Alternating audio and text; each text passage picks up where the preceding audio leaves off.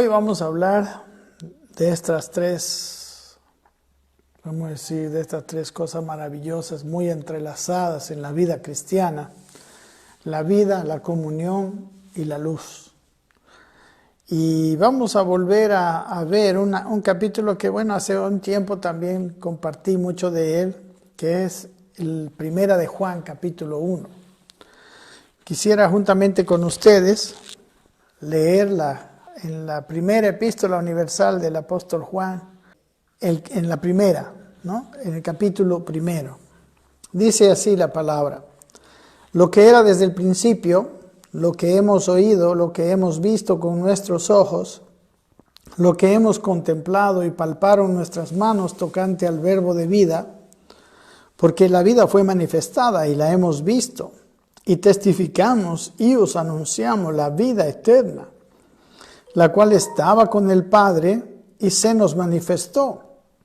Lo que hemos visto y oído, eso os anunciamos, para que también vosotros tengáis comunión con nosotros, y nuestra comunión verdaderamente es con el Padre y con su Hijo Jesucristo. Estas cosas os escribimos para que vuestro gozo sea cumplido. Este es el mensaje que hemos oído de Él y os anunciamos. Dios es luz y no hay ningunas tinieblas en Él. Si decimos que tenemos comunión con Él y andamos en tinieblas, mentimos y no practicamos la verdad. Pero si andamos en luz, como Él está en luz, tenemos comunión unos con otros, y la sangre de Jesucristo, su Hijo, nos limpia de todo pecado. Si decimos que no tenemos pecado, nos engañamos a nosotros mismos y la verdad no está en nosotros. Si confesamos nuestros pecados, Él es fiel y justo para perdonar nuestros pecados y limpiarnos de toda maldad. Si decimos que no hemos pecado, le hacemos a Él mentiroso y su palabra no está en nosotros. Muy bien, amén. Aquí esta primera epístola de Juan, primero es necesario entender, para entender la primera, lo que dice al comienzo, que es una de las primeras palabras que vamos a ver, es la palabra vida. Juan era un apóstol muy joven, cuando fue apóstol, y fue el último escritor del Nuevo Testamento. De hecho, Juan, las cartas estaban entre los años, entre los después de la muerte de Jesucristo, empezaron a venir unos 10, 20 años, 15 años después, como el año 50. Se cree que esta carta y el Evangelio y también el Apocalipsis fueron escritas alrededor del año 90, entre el año 90 y el año 100. Ya Juan estaba mayor, estaba viejito, y él escribió estas cartas, Y una de las cosas que ataca Juan, todas sus cartas, es la ausencia de vida. Es que la vida de la iglesia, la vida de todo lo que quiere representar a Dios, siempre ha sufrido un ataque. Entonces, miren lo que dice en el primer versículo: lo que era desde el principio, lo que hemos oído, lo que hemos visto con nuestros ojos, lo que hemos contemplado y palparon nuestras manos tocante al verbo de vida. ¿Quién era el verbo de vida? El verbo de vida era Cristo, En el Evangelio de Juan, también en el primer capítulo y primer versículo, hablando del verbo de vida, dice: en el principio era el verbo, y el verbo era con Dios, y el verbo era Dios. Entonces, Él era el que estaba desde el principio. Él estaba en acuerdo con la Trinidad, y Él era Dios mismo, Él era Dios, y era desde el principio, obviamente, Dice el versículo 2, este era en el principio con Dios. Dice el versículo 3, miren, esto también es muy importante entender. Dice, todas las cosas por Él fueron hechas, y sin Él nada de lo que ha sido hecho fuera hecho. Entonces, Él fue el creador. Jesucristo fue el creador Después, como dice en ese primer capítulo, el Verbo se hizo carne y habitó entre nosotros, pero Él era el Creador se hizo carne. Dice el versículo 4 en Juan 1, en el Evangelio, Juan 1, 4, dice, en Él estaba la vida, y la vida era la luz de los hombres. Él y la vida son la misma cosa. En Él estaba la vida, y la vida era la luz de los hombres. Aquí se lo identifica que ellos habían visto con sus ojos, habían oído y aún habían palpado, ¿no? Tocante al verbo de vida, ¿no? A ese verbo que era desde el principio, que era con Dios y que era Dios. A Él lo conocieron, Él estuvo con ellos 3 años y medio, ¿no? Y en Él había una característica, que en Él dice, el versículo del Evangelio de Juan 1:4, dice que en Él estaba la vida. Y aquí se lo llama el verbo de vida. Entonces, miren hermanos, los discípulos estuvieron con Él 3 años y medio. 3 años y medio compartieron con Él, lo conocieron de arriba abajo, lo vieron en toda situación, ¿no? En cada cosa que pasaban. Entonces sí, realmente ellos lo habían oído, lo habían visto, ellos tuvieron una comunión bien profunda con Él. Y una de las cosas que yo digo que, bueno, y que vemos, ¿no? En el mismo Apocalipsis, lo vamos a ver un poquito más adelante, en el capítulo 2, la iglesia, por ejemplo, de Éfeso, se quedó haciendo las mismas cosas, pero ¿qué le faltaba? Le faltaba la vida, porque la vida había sido atacada. Ok, entonces una cosa que quiero mostrar, que quiero que nosotros sepamos así verdaderamente, que a Dios siempre se ha buscado personas que le representen, ¿no? En esta tierra, ¿no? Empezando por Adán, después Abraham y el pueblo de Israel, ¿no? Y ahora la iglesia, ¿no? Pero miren, Dios cada vez que es mal representado lo saca de este mundo. Dios destruye todo aquello que toma su nombre pero ya no le representa. Escúcheme bien esta palabra. Dios pone fin a todo lo que toma su nombre, ¿no? Diciendo que le representa, pero que no le representa como Él es. Este es un punto muy importante. El tercer mandamiento de la ley de Dios era: no tomarás el nombre de Dios en vano. Por eso que el que toma el nombre de Dios debe representar a Dios. Y es imposible representar a Dios sin Dios. Por eso Él ha puesto en nosotros su semilla. Muy bien, dice aquí que era el verbo de vida. La palabra vida es la palabra zoe, ¿no? La palabra zoe es el principio de vida, de lo que es la vida, ¿no? Cuando Dios creó todas las cosas y creó vida, ese es el vida zoe. Claro que hay podemos decir, diferentes tipos de vida que emanan de esta vida, ¿no? Por ejemplo, la vida bios, que es la vida del cuerpo, la vida de las plantas. La vida psique, que es la vida de la mente, ¿no? La psicología, los pensamientos, las emociones, la voluntad. Pero la vida misma, el que engloba todo eso e incluye la vida espiritual, es esta palabra zoe, el verbo de zoe, el verbo de vida. Y una de las cosas que a veces no se sabe, pero bueno, yo la recalco siempre, es que ser creyente, ser salvo, es una cuestión de vida. De hecho, en la Biblia está en muchos lugares, especialmente, como les digo, en las cartas de Juan. En su conversación a Nicodemo, Jesús le dijo, ¿no? Si no naces de nuevo, no puedes ver el reino de Dios. Si no naces del agua y del Espíritu, no puedes entrar al reino de Dios.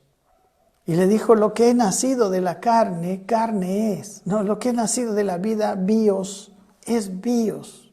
Pero la vida bios es igual que un perrito, Pero esa vida biológica no puede ver el reino de Dios, ¿no? Ni siquiera la vida psicológica, en la mente. Nadie puede descubrir de una manera intelectual a Dios. A Dios se lo debe conocer espiritualmente, ¿no? Eso es lo que dice Primera de Juan, capítulo 2, los últimos versículos. Primera de Corintios, capítulo 2, los últimos versículos. Entonces, el ser cristiano es una cuestión de vida, ¿no? De hecho, Juan escribe, ¿no? En Juan capítulo 20, en el versículo 30 y 31, ellos escriben por esto, y por esto también está diciendo aquí en su primera carta universal, el mismo Juan. En Juan 20, el Evangelio de Juan, capítulo 20, dice, hizo además Jesús muchas otras señales en presencia de sus discípulos, dice, las cuales no están escritas en este libro. Pero estas cosas, las que están en el Evangelio, se han escrito para que creáis que Jesús es el Cristo, el Hijo de Dios. Y miren, y para que creyendo tengáis vida en su nombre. ¿Ok? Entonces aquí todo el testimonio que hay de Cristo es para que nosotros creamos. Y esa fe nos trae la vida. Nos trae la vida de Dios, y cuando nosotros le creemos a Dios y a través de la fe nosotros recibimos una nueva vida. Y esto es lo que ellos palparon. Dice lo tocante al verbo de vida, dice el versículo 2, porque la vida, dice, fue manifestada y la hemos visto y testificamos, dice, y os anunciamos, como decía en el Evangelio, la vida eterna, la vida Zoe, la cual estaba con el Padre y se nos manifestó. Esa vida del Padre se vino a mostrar, ¿no? La palabra manifestar en realidad es la palabra mostrar, sacar, quitar los velos, ¿no? Mostrar lo que no se puede ver. A Dios nadie le vio jamás, dice en el Evangelio. Pero el unigénito Hijo del Padre, Él le ha dado a conocer. Entonces, Él vino para mostrar la vida del Padre, al Padre y su vida. Miren, ¿no? Y aquí dice tres cosas de la vida. Le dice, nos anunciamos la vida eterna, ¿no? Esta vida es eterna, la vida Zoe. Esa vida estaba con el Padre. Y esa vida se vino a manifestar. Definitivamente por eso es que estas palabras están en el Evangelio, porque este anuncio nos va a ayudar a creer y creyendo tener vida, ¿no? El que cree en Él tiene vida eterna, dice la Biblia. Entonces, mis hermanos, esa vida del Dios todopoderoso, del Dios que creó todas las cosas, se puede manifestar. De hecho, en Cristo se manifestó, y también hoy en día Dios quiere que se manifieste a través de nosotros. Por eso en Colosenses el capítulo 1 dice que es el Cristo en nosotros es la esperanza de gloria, porque solo con la gloria de Dios podrá ser conocido. Y recuerde lo que dije anteriormente, ¿no? Dios destruyó el pueblo de Israel, destruyó el templo, y siempre Dios destruyó todo aquello que toma su nombre como estando en su representación, pero que no le representa verdaderamente. Por ejemplo, el mismo Moisés, con su actitud que tuvo en el lugar de la roca, él fue impedido de entrar a la tierra prometida, precisamente porque no le representó cabalmente, porque él era su representante. Amén. Entonces, mis queridos hermanos, la vida de Dios es la característica principal de una vida cristiana. Y la vida en la iglesia está siendo constantemente atacada por las tinieblas. Si hay una guerra que está librando las tinieblas, siempre es la guerra contra la vida de Dios en nosotros. Porque sin esta vida, la religión siempre se ha desviado. Miren, el pueblo de Israel, los fariseos, se desviaron y fueron aquella cosa que nosotros vemos que Jesús los criticó y que llegaron a ser hasta contrarios. Israel se desvió, Israel fue destruido, ¿no? Fueron llevados los asirios, se los llevaron los babilonios, dejaron sin templo. Y aún, ¿no? Después incluso el templo fue destruido por los romanos. La Inquisición es una religión sin vida. Las cruzadas, hermanos, incluso las guerras entre los protestantes y los católicos, eso manifiesta que su cristianismo ha perdido la vida. Y Dios le dice, mi hermano, y Dios le dice que Dios dice en su palabra, ¿no? a la iglesia de Éfeso, en el capítulo 2 de Apocalipsis, precisamente, el mismo Juan escribe, le dice que si ellos no volvían a la vida de antes, a las primeras obras, Él quitaría el candelero de su lugar. Como les digo, Dios retira todo lo que no manifiesta su nombre. Por lo menos para Dios ya deja de ser su iglesia. Una iglesia que no tiene vida es una iglesia que jamás podrá representar a Dios. Miren, en el capítulo 5 de este mismo Primera de Juan dice, y este es el testimonio que Dios nos ha dado, vida eterna. Y esta vida, dice, está en su Hijo. El que tiene al Hijo tiene la vida. El que no tiene al Hijo de Dios no tiene la vida. La vida está en Cristo y Cristo está en nosotros. Cristo en nosotros, dice, la esperanza de gloria. ¿Para qué la gloria? Para que pues nuestra vida sea diferente, para que nuestra vida pueda representarle. Amén. Entonces, el problema, como les digo, hablando de la vida, nosotros necesitamos vivir una vida con vida. Una vida normal, pero con una vida más espiritual, profunda dentro de nosotros, que llegue a ser el motor de todo. Entonces, ahí la iglesia representará a Dios. Ahí la iglesia no será quitada el candelero de su lugar. A la iglesia de Éfeso, que a pesar de que ellos obraban, que tenían arduo trabajo, paciencia, etc. Usted conoce la capítulo 2 de Efesios. En el versículo 5 le dice, recuerda por tanto, de dónde has caído y arrepiéntete y haz las primeras obras, pues si no vendré pronto y quitaré tu candelero de su lugar si no te hubieras arrepentido.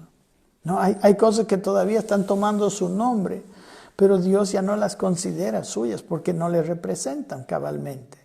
No podemos representar cabalmente a Cristo si no tenemos vida. El versículo 3 dice, lo que hemos visto y oído, ¿no? Vuelve a decir, esto os anunciamos para que también vosotros tengáis comunión con nosotros, dice, y nuestra comunión verdaderamente es con el Padre y con su Hijo Jesucristo. La segunda palabra que yo quiero tocar es la palabra comunión, y que también es una palabra central en este capítulo 1. Ya hemos hablado de la vida, de la necesidad de la vida. Cuando tenemos vida, en nuestros corazones está escrita su ley. En nuestros corazones, o sea, nosotros tenemos vida, nosotros conocemos a Dios a través de la vida. Nuestro crecimiento es una cuestión viva. Lo que necesitamos no es más conceptos, lo que necesitamos es alimento para vivir la vida. De hecho, la comunión, dice aquí, esto les anunciamos, dice, ¿no? Recuerden, ¿para qué nos anunciamos? Para que ellos crean y creyendo tengan vida. Entonces, cuando hay vida, cuando hay una comunión, dice, él está diciendo a los lectores de esta epístola, dice, para que tengáis comunión con nosotros, o sea, Juan con los demás cristianos. Y dice, y nuestra comunión, la comunión que hay entre los hombres, es verdaderamente, dice, con el Padre y con su Hijo Jesucristo. Entonces, ¿qué decimos de esto? A través de la comunión con el Padre y con el Hijo es que nosotros tenemos comunión unos con otros. Ese es el nexo verdadero que nos une unos a otros. Nosotros somos tan diferentes, tenemos tan variadas maneras de pensar, experiencias de vida tan distintas. ¿Cómo podemos estar unidos? Nuestra única esperanza de unidad es aquella que nosotros hallamos en nuestra comunión con Él. Yo tengo comunión con Él, mi hermano tiene comunión con Él, que es tan diferente de mí, y esa comunión nos trae una comunión entre nosotros, porque lo que tenemos nosotros en común es ese Dios. De hecho, la cabeza de la iglesia es Cristo, es una única cabeza. Nosotros hemos querido ver, ¿no? Miren, en Juan, en su última oración, ¿no? Juan es tremendo, el Evangelio de Juan es el Evangelio que cuenta más la intimidad, ¿no? El capítulo 17 del Evangelio de Juan habla de la última oración antes de padecer. Y en esta oración Él pide al Padre por esto, por la comunión, por la unidad. Leamos en el versículo 20, dice, mas no ruego solamente por esto, se está orando al Padre. Y estos eran sus discípulos, dice, sino también por los que han de creer en mí por la palabra de ellos, ¿no? Eso incluye a todos los que realmente han creído y a través de su fe han tenido vida. Dice, versículo 21, para que todos sean uno, como tú, oh Padre, en mí y yo en ti.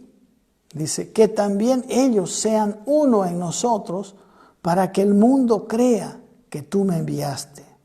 Miren, ¿para qué estaba rogando el Señor Jesucristo? Para que todos sean uno. Y una unidad bien profunda, una unidad. Dice, como tú, oh Padre, en mí. Ustedes saben que el Padre y el Hijo son uno, pues. Son la misma persona. Son distintas personas, pero la misma persona. Como tú, Padre, en mí y yo en ti, que también ellos sean uno en nosotros. Miren, es el mismo concepto. Nuestra verdadera comunión entre nosotros es una comunión con el Padre y con el Hijo. Y saben, hermanos, hay una gran diferencia. Hay muchos tipos de unidades. Por ejemplo, a veces queremos decir, tenemos que estar unidos, vengan todos, y juntamos a las personas. Estamos haciendo una unidad de presencia nada más, ¿no? En esta pandemia nosotros buscamos la presencia porque nos queremos, pero esa unidad no es una unidad profunda. Podemos estar presentes 20, 30 personas, 50, 100, 1000 personas en una iglesia y quizás estamos tan divididos. Esa no es una verdadera unidad. Puede haber una unidad, por ejemplo, de doctrina. Hay mucha gente que cree. Yo veo, por ejemplo, hay denominaciones que tienen su ¿cómo se llama? Su declaración de fe. Todos creen eso. Pero eso no quiere decir, muchas veces están divididos, están hasta peleados algunas veces la gente. Podemos tener unidad de proyecto, ¿no? Cuando todos estamos enfrascados y unidos por un proyecto común, por una obra común, etc. Pero la unidad más profunda, hay muchos tipos de unidades, ¿no? Pero la unidad profunda de la cual habla Cristo en este Juan 17, que dice que ellos sean uno, dice, como tú en mí, le dice el Padre, oh Padre, y yo en ti, dice, que sean también uno en nosotros. ¿Sabe qué? Dice, para que el mundo crea que tú me enviaste. Esa unidad, que es mucho más que estas otras cosas que hemos hablado, que la unidad de estar juntos, que la unidad de doctrina, que la unidad de proyecto, no que la unidad de familia, etc.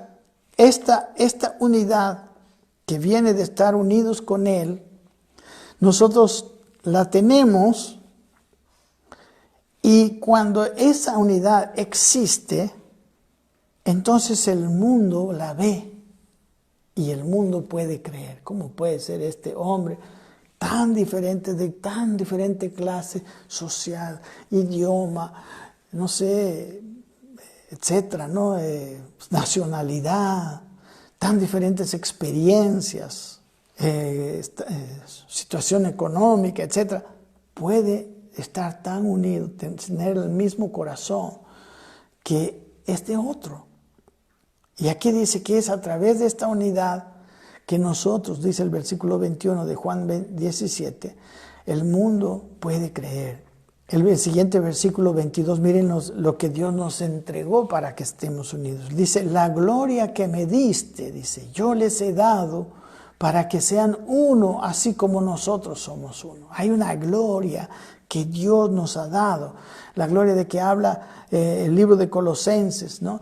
Cristo en nosotros, dice, la esperanza de gloria. Y esa gloria nos une. Versículo 23 dice, yo en ellos y tú en mí, para que sean, dice, perfectos en unidad. Esa unidad espiritual es la única unidad perfecta, para que el mundo conozca que tú me enviaste, vuelve a decir, y que los has amado a ellos como también a mí me has amado, dice el Padre. Jesucristo en su oración al Padre. Qué belleza, para que sean uno, para que el mundo crea, ¿no? Para que lo haga con el poder de su gloria. La gloria está disponible, ¿no? Él en nosotros, dice, yo en ellos y tú en mí, le dice al Padre, Él en nosotros. Es la esperanza de gloria, esa es la verdadera unidad. Después habla más de la comunión, ¿no? Aquí en el versículo 6 dice, si te decimos que tenemos comunión con Él y andamos en tinieblas, mentimos y no practicamos la verdad. Esta comunión en este versículo dice que depende de que no andemos en tinieblas y no estemos practicando la verdad. Si nosotros andamos en tinieblas y no practicamos la verdad, dice, si decimos que tenemos comunión con Él, pero andamos en tinieblas, eso es una mentira. Eso no es verdad. No puede haber comunión si andamos en tinieblas. Por eso la otra parte de esta palabra es la palabra luz. Entonces las tinieblas nos quitan de nuestra comunión. El versículo siguiente 7 dice, pero si andamos en luz, como Él está en luz, tenemos comunión unos con otros y la sangre de Jesucristo, su Hijo, nos limpia de todo pecado. La luz es uno de los requisitos para la comunión. Dice aquí que es un requisito para la comunión unos con otros. Y dice, y para la limpieza de todo pecado. Mire, aquí en el capítulo 2, por ejemplo, versículo 9 dice, el que dice que está en luz y aborrece a su hermano, está todavía en tinieblas. No puede haber comunión con otro si no estamos en luz. Si no hay comunión con alguien, nuestro ser está en tinieblas. Y aquí eso es lo que dice. Amén. Y luego dice el versículo 4, estamos en el 3, nos hemos ido a otros versículos para hablar de comunión. El versículo 4 dice, estas cosas os escribimos para que vuestro gozo sea cumplido, ¿verdad? Estas cosas anuncian, escriben, como la iglesia como debiera anunciar, ¿no? Una vez que representa a Dios, una vez que tiene las características de Dios, anuncia. Dios dice, esto les escribimos aquí en forma escrita, porque es una carta, dice, para que vuestro gozo sea cumplido, ¿no? La palabra cumplido quiere decir completo, ¿no? El gozo sea verdaderamente gozo. Y sabe, mi hermano, sin comunión con Dios no hay gozo. Sin comunión con Dios, el gozo que se consigue no llena, ¿no? Por eso el hombre está buscando más y más maneras de gozarse, más y más maneras de divertirse, ¿no? Busca en lujos, busca en el alcohol, en las drogas, en el adulterio, extremos, hasta los mayores extremos que al final son cosas autodestructivas. La única manera de tener comunión profunda con Dios y con el prójimo es a través de Cristo, es a través de una vida en luz. Sin comunión, si no tengo comunión con Dios en mi interior, siempre estaré buscando gozo. Y si yo no tengo comunión con mi prójimo, también jamás habrá verdadero gozo, ¿no? Por ejemplo, las familias. No, las familias pues, están juntas, han vivido juntos, han compartido siempre las mismas cosas. ¿Sabe? Muchas veces no quieren estar juntos, muchas veces están mal se sienten mal al estar juntos. Los hijos prefieren los amigos, porque muchas veces también al estar juntos en el hogar hay muchos roces, por causa de nuestras imperfecciones como seres humanos, de nuestra vieja naturaleza. Pero cuando hay luz, cuando nosotros pedimos perdón, nos arreglamos las diferencias a tiempo, entonces nuestra comunión dentro de la casa se profundiza. Y en realidad, igual, dentro de la casa se necesita a Dios, se necesita a Cristo. Y se necesita andar en luz. Cuando vienen las cosas escondidas, las intenciones escondidas, la desconfianza, entonces ahí es donde ya no hay comunión, no hay el gozo completo, ¿no? Entonces, él dice, esto hemos escrito para que su gozo sea completado. Amén. El que dice que está en luz, entonces, pero está en tinieblas, está mintiendo. El que dice que está en luz, pero no tiene comunión con su hermano, con su prójimo, está en tinieblas. Cierto que hay gente que no nos va a entender, pero yo puedo no tener nada contra alguien y puedo yo no haber causado nada de esa persona contra mí. Lo que sí no puedo hacer es hacer que esa persona tenga una comunión hacia mí, nada más, pero eso ya es una cuestión que sale de nuestra autonomía, de lo que nosotros podemos decidir. Y luego, miren, el versículo 5 dice, este es el mensaje que hemos oído de él, dice, y os anunciamos, Dios es luz y no hay ningunas tinieblas en él, ¿no? La palabra luz es la palabra phos, quiere decir hacer manifiesto, algo luminoso, algo resplandeciente. Hacer aparecer también tiene ese concepto, ¿no? La luz manifiesta, la luz no se esconde, más bien la luz saca a relucir lo escondido, ¿no? En cambio las tinieblas, en el idioma griego la palabra skotia, dice penumbra, oscuridad, ausencia de luz, ¿no? Entonces aquí dice que Dios es luz y no hay ningunas tinieblas en él. En él no hay nada escondido. Él no tiene un as bajo la manga. Él es sincero. Él es luz. Lo malo, lo más triste es que los seres humanos, al haber muerto, o sea, estar en una condición de muerte espiritual en cuanto a la comunión con Él, no pueden verle, no pueden ver a ese Dios amador, a ese Dios que quiere derramar gracia.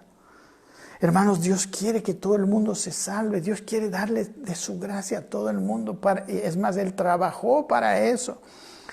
Él mandó a morir a su Hijo para eso. Él no tiene segundas intenciones.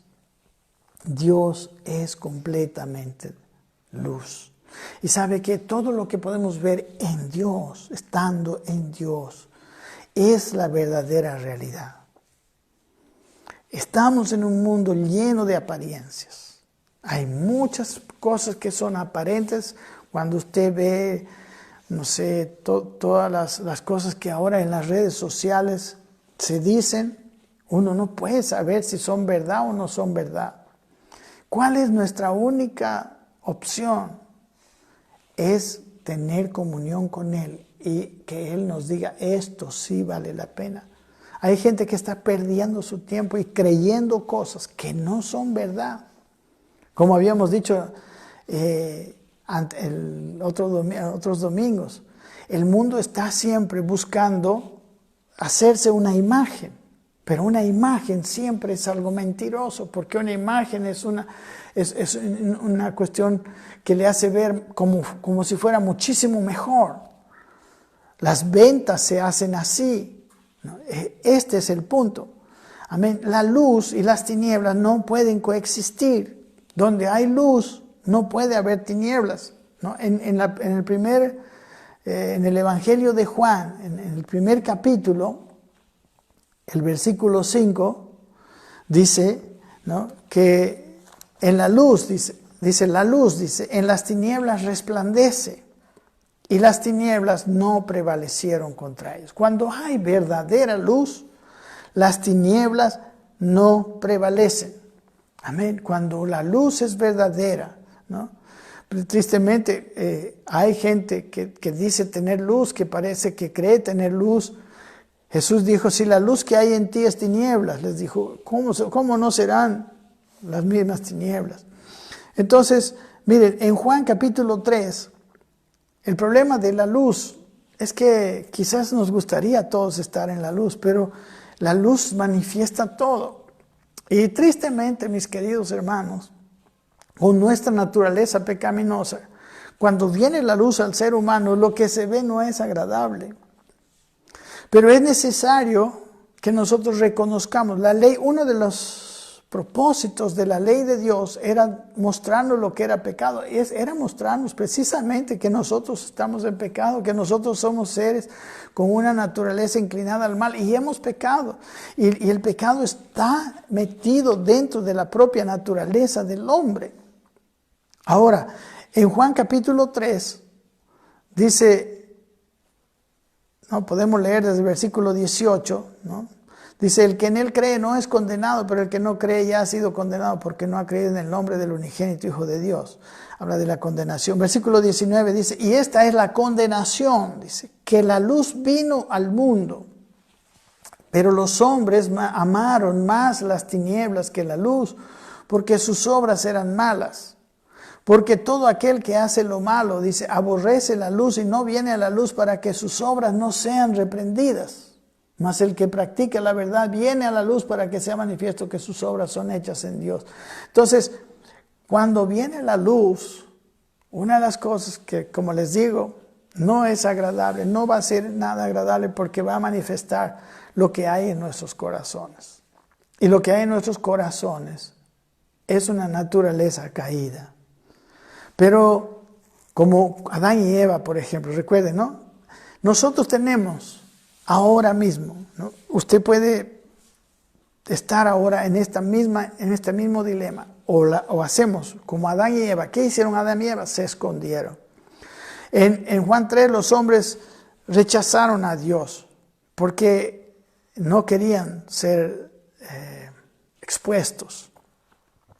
David, por ejemplo, una de las cosas más lindas de David que nos enseña la escritura del Antiguo Testamento es que David confesó su pecado. David trajo a luz su pecado y entonces fue perdonado. Y de hecho Dios quiere, para eso trae la luz. Dice, muy linda, Salmo 51, usted puede leer conmigo, vamos a leer rápido dice, ten piedad de mí, dice, ¿no? Es un salmo. Dice en las letritas que están arriba del salmo, usted puede leer, al músico principal dice, Salmo de David, cuando después de que se llegó a Betsabé, vino a él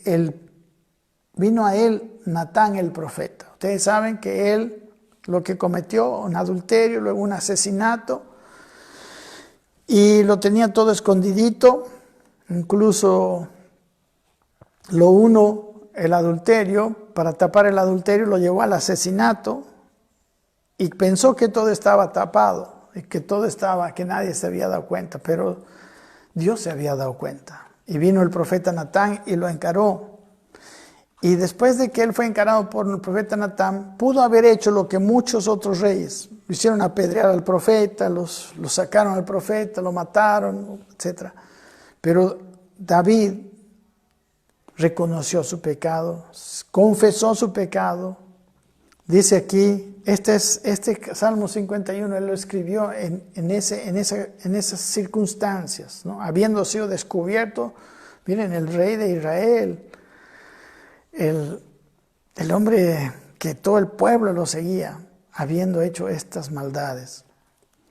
Y le dice versículo 1, Salmo 51 estamos. Dice, ten piedad de mí, oh Dios, conforme a tu misericordia, conforme a la multitud de tus piedades. Dice, borra mis rebeliones. Lávame más y más de mi maldad y límpiame de mi pecado. Aquí está el versículo 3, la actitud. Porque yo reconozco mis rebeliones y mi pecado está siempre delante de mí. Contra ti solo he pecado y he hecho lo malo delante de tus ojos, para que seas reconocido justo en tu palabra y tenido por puro en tu juicio. He aquí en maldad he sido formado y en pecado me concibió mi madre. Dice, he aquí tú amas la verdad en lo íntimo. A Dios no podemos engañarle. Y en lo secreto, dice, me has hecho comprender sabiduría. Por eso, purifícame con hisopo, dice, y seré limpio. Lávame y seré más blanco que la nieve. Hazme oír gozo y alegría, y se recrearán los huesos que has abatido. Dice, esconde tu rostro de mis pecados y borra todas mis maldades. Y le dice, crea en mí, oh Dios, un corazón limpio, y renueva un espíritu recto dentro de mí. Él le pide a Dios ese perdón, que Dios haga, porque él no podía hacer, porque él veía adentro. ¿Cómo nosotros podemos estar en nuestras vidas así? Dice, no me eches delante de ti y no quites de mí tu Santo Espíritu. Vuélveme el gozo de tu salvación. Se había ido. Recuerden que el gozo completo es imposible si no tenemos a Dios. Vuélveme el gozo de tu salvación y espíritu noble me sustente. Y luego en el versículo 3, entonces enseñaré a los transgresores tus caminos y los pecadores se convertirán a ti. Entonces te podré representar y entonces te podré predicar. Líbrame de homicidios, oh Dios, Dios de mi salvación. Amén. Es lo que el Señor, versículo 19, termina el Salmo. No quiero tomar mucho tiempo, no es lo central. Dice, entonces te agradarán los sacrificios de justicia, el holocausto u ofrenda del todo quemada. Entonces ofrecerán becerros sobre su altar. Sin luz, mi hermano, sin luz. Nosotros no podemos tener ni gozo ni paz. Los huesos de él se habían abatido. Amén. Estaba mal. Y aquí él hizo lo que Dios quiere que hagamos. Cuando viene la luz, ¿qué hacemos con la luz? Y más adelante, aquí en 1 de Juan nos dice qué se debe hacer con la luz. Pero mi hermano David nos da un buen ejemplo. Y esa luz, como han visto, le trae libertad, le trae paz interior, le restaura el gozo. Y aún le da autoridad para volver y para predicar. Y le da comunión con Dios. Hermanos, Dios aborrece las tinieblas. Las tinieblas nos dañan, nos hunden cada vez más hasta la muerte. La persona que empieza a esconder y esconder y esconder, nunca tiene paz verdadera, nunca tiene felicidad. Dios quiere que le confesemos, quiere que pongamos en delante de Él nuestras faltas, porque esa es la realidad. La realidad es que reconozcamos que sin Cristo nosotros no podemos cambiar y eso es algo que por lo menos yo lo entiendo, yo lo reconozco. Aunque tengamos buena intención. El versículo 6 dice, si decimos que tenemos comunión con Él y andamos en tinieblas, mentimos y no practicamos la verdad. La tiniebla no es de su reino, Él no tiene comunión con las tinieblas porque Él es luz. La luz y las tinieblas, como hemos visto antes, hay una incompatibilidad. Y cuando alguien entra en su reino, realmente entra en un reino de luz. Miren lo que dice en Juan capítulo 12, versículo 46. Está hablando Jesús, dice, yo, la luz, dice Jesucristo, he venido al mundo para que todo aquel que cree en mí no permanezca en tinieblas. El mundo entero está en tinieblas. Pero Él ha venido para eso, para sacarnos de las tinieblas, para sacarnos de la irrealidad. Versículo Juan 8:12 dice, otra vez Jesús les habló diciendo, yo soy la luz del mundo. Dice, el que me sigue no andará en tinieblas, sino que tendrá la luz de la vida. La luz, vida. Tendrá eso el que le sigue. Para eso vino. En 2 de Corintios 6:14 dice, ¿qué compañerismo tiene la justicia con la injusticia? ¿Y qué comunión la luz con las tinieblas? No puede haber, no hay. En 1 de Pedro capítulo 2, versículo 9, hablando de la iglesia, dice, mas vosotros sois linaje escogido, real sacerdocio, nación santa, pueblo adquirido por Dios para que anunciéis las virtudes de aquel que os llamó de las tinieblas a su luz admirable. Realmente ser cristiano es salir de las tinieblas. Si luz y tinieblas son incompatibles, ser cristiano y las tinieblas también es incompatible. Efesios 5:8 dice el autor, el apóstol Pablo, porque en otro tiempo erais tinieblas, mas ahora sois luz en el Señor. Y luego dice, andad como hijos de luz. Hermanos, las tinieblas y la verdad, la palabra que dice aquí, que si decimos que tenemos comunión con Él y andamos en tinieblas, mentimos. Si alguien quiere tener comunión con Dios, aquí está una de las grandes llaves de la comunión con Dios. Si alguien quiere que Dios le hable, usted tiene que salir de las tinieblas. Porque si usted dice que tiene comunión, pero está en tinieblas, eso no es una comunión, eso es una cuestión aparente, es un engaño que usted tiene. Y dice, si andamos en tinieblas, mentimos y no practicamos la verdad. La palabra verdad es la palabra aletheia, que quiere decir realidad, y que tiene que ver con integridad, es la realidad. Realmente no tengo comunión con Dios si tengo cosas en tinieblas en mi interior.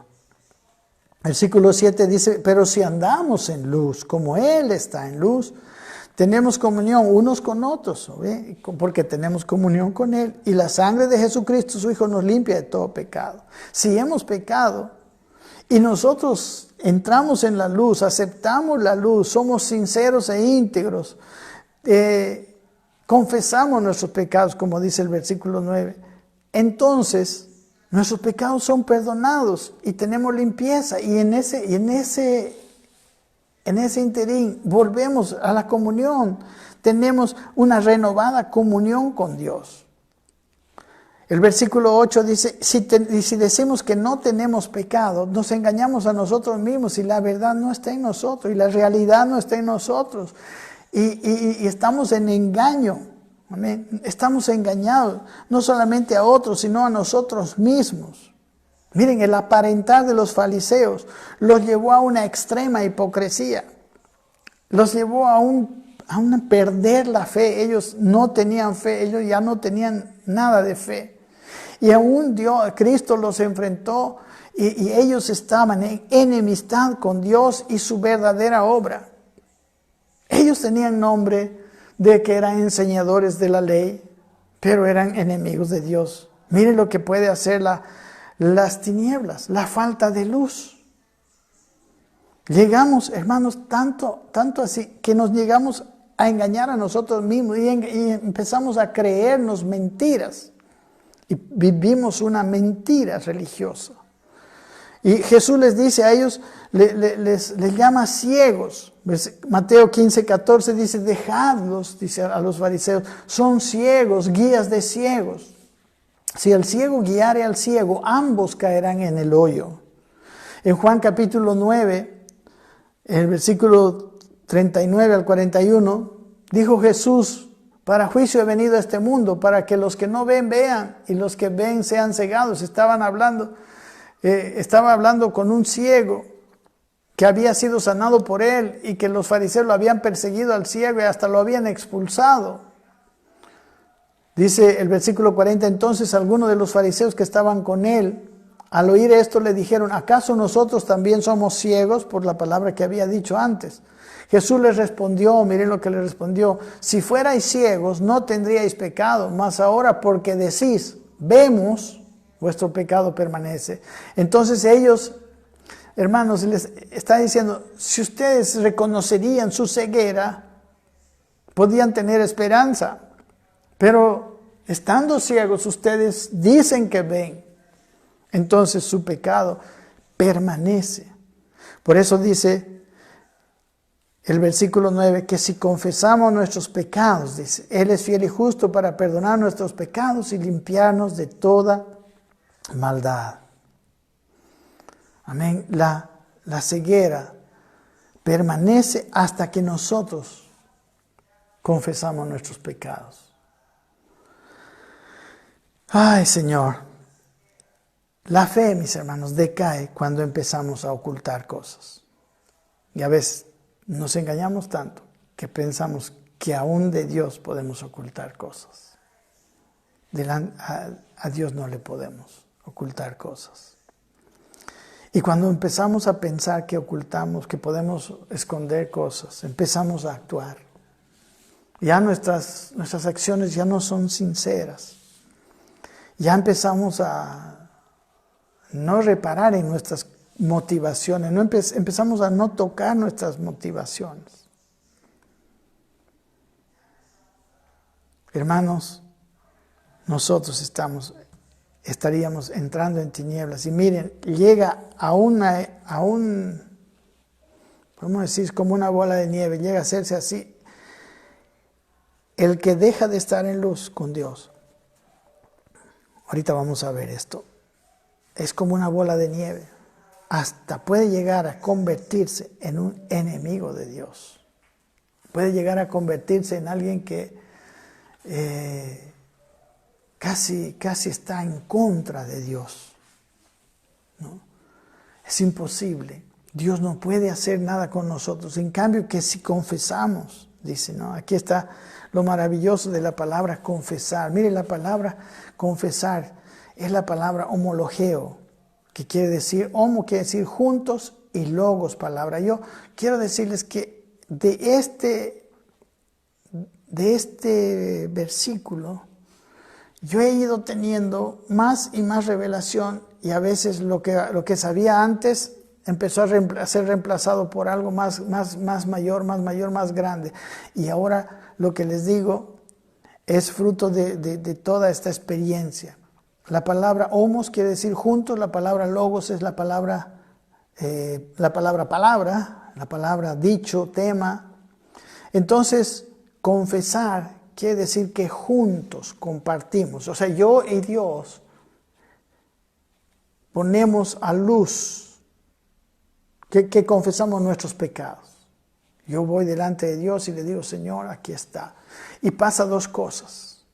Esto es muy maravilloso. Uno dice que si confesamos nuestros pecados, Él es fiel y justo para perdonar nuestros pecados, ¿no? Perdonar lo que hace nuestro pecado, la consecuencia de nuestro pecado, la maldad, o sea, la obra que ya hicimos, está en el pasado. Y luego dice, y limpiarnos de toda maldad. Cuando no solamente nos perdona los pecados, sino también empieza a tratar la causa de los pecados, la maldad, que es la verdadera causa de los pecados. Entonces la confesión es doblemente preciosa. Uno, nos quita la condenación por lo que hicimos, y segundo, empieza a transformar nuestro corazón y a limpiar nuestro corazón, la maldad que es, digamos, la base, la causa de los pecados. Dice, si decimos que no hemos pecado, versículo 10, le hacemos a Él mentiroso y su palabra no está en nosotros. ¿Sabe qué? Si nosotros ocultamos de Dios y algunas veces de los demás, vamos a ver un poco esto, le hacemos al mentiroso. Hermano, hacemos parecer que el evangelio es una mentira. Dios dice que no podemos poner en nuestra boca, el impío no puede poner el evangelio en su boca, porque empieza a ser un desprestigio más bien para Dios. Si tú estás viviendo en tinieblas, ¿cómo puedes predicar? En el Salmo, David decía, ¿no? En este Salmo lindo del Salmo 51, él decía, dice, crea en mí un corazón limpio y renueva un espíritu recto dentro de mí. Dice, no me eches de delante de ti y no quites de mí tu santo espíritu. Vuélveme el gozo de tu salvación y espíritu noble me sustente. Y luego dice, entonces enseñaré a los transgresores tus caminos y los pecadores se convertirán a ti. Amén. Había una necesidad de que Dios haga una obra adentro. ¿Sabe? A veces nosotros queremos cambiar nuestra manera de hablar, nuestra manera de tantas cosas. Está bien, porque son feas, a veces son malas. Pero el trato verdaderamente debe ser con nuestro corazón, en nuestro interior. Por eso antes yo cuando decía confesar es hacer público. No estoy de acuerdo ahora con eso. Confesar es hacerlo público con Dios. Algunas veces ayuda a confesar mi pecado con una persona, pero el verdadero sentido de esto es juntos compartimos la palabra con Dios.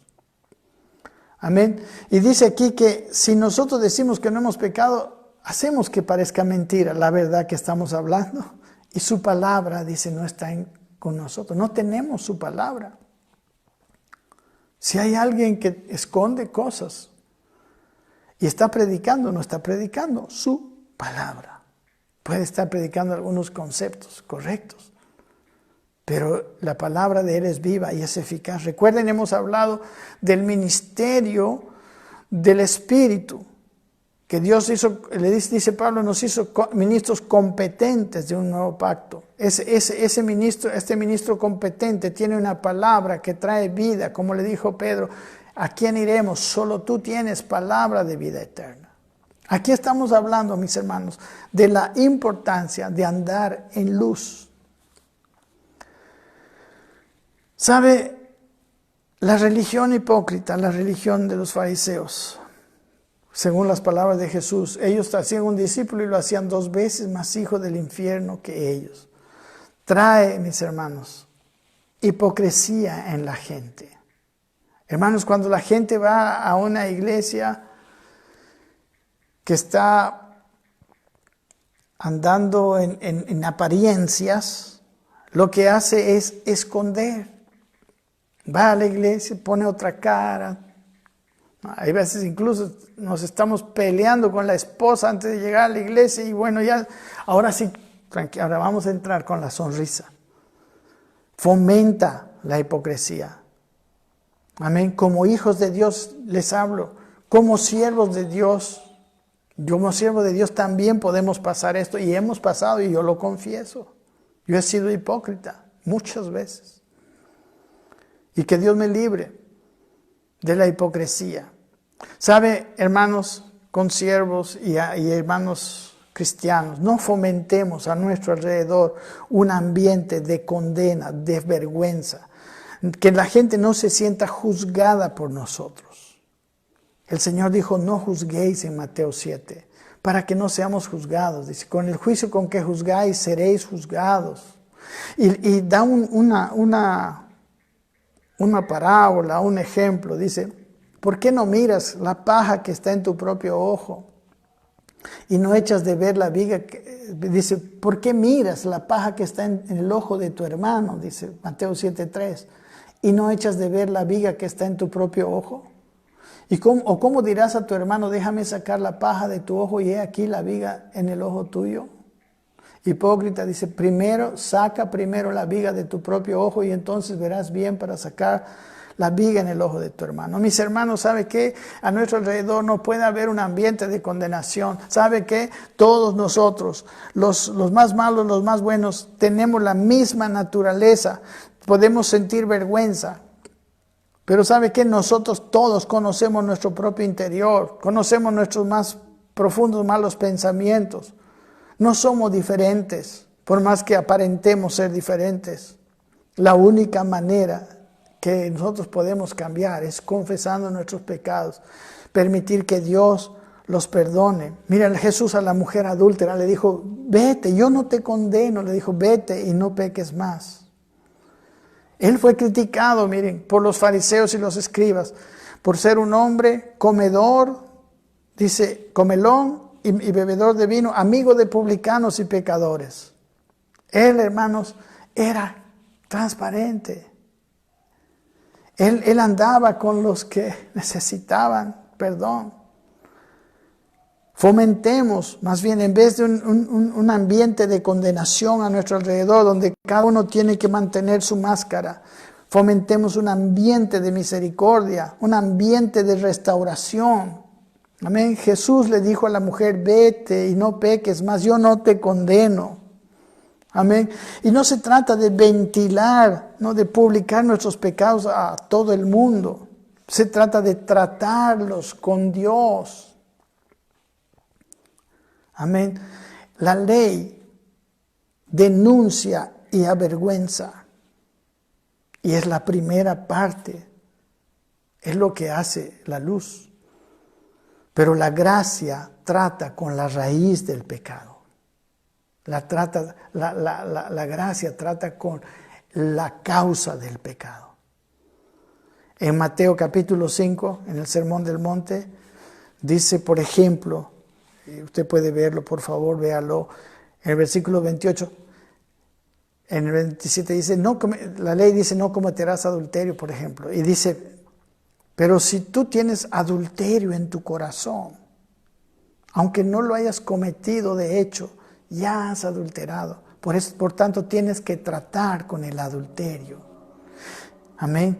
Entonces, mis hermanos, fomentemos un ambiente de misericordia y de restauración. La gente está necesitando, las personas están necesitando dejar esas cargas pesadas que viene el pecado sobre ellos. Y cuando vamos a Dios, ¿no? Por ejemplo, estamos ahí, miramos a una persona, a una mujer. Ay, Señor, perdóname, papá. Ni mi pensamiento tengo que ser. No, es otra manera, creo yo, de ir a Dios. A Dios tenemos que ir, Señor. Mira, Señor, esta mujer me está atrayendo. Señor, yo estoy sintiendo una atracción, la tentación, ya sea por la mujer o por, no sé, por el dinero, por cualquier cosa. Me está llevando, Señor. Te lo pongo en tus manos, por favor, ayúdame. Eso es confesar nuestros pecados. Y Él es fiel y justo. Y lo va a perdonar. Y le va a sanar de la raíz, que es la maldad del pecado. La gracia de Dios trabaja en lo profundo. Amén. No se trata de hacer un clima de liviandad a nuestro alrededor. Tampoco estamos queriendo esa situación. Pero un clima. Jesús andaba con los publicanos, con los pecadores, las rameras, Él hablaba con ellos, pero Él nunca cometió nada de eso. Pero Él siempre estaba dispuesto, porque Él estaba trayendo restauración, Él estaba trayendo el verdadero evangelio, la obra que Él quería hacer en la gente. Y hermanos, no nos engañemos, todos hemos tenido pecado en nuestro corazón. Amén. No es agarrar y tapar el pecado. Más bien es agarrar y traerlo a luz con Dios. Ahora, si mi pecado dañó a otra persona, tengo que ir y arreglar con esa persona, como dice el Sermón del Monte, Mateo capítulo 5. Debo ir y arreglar con esa persona.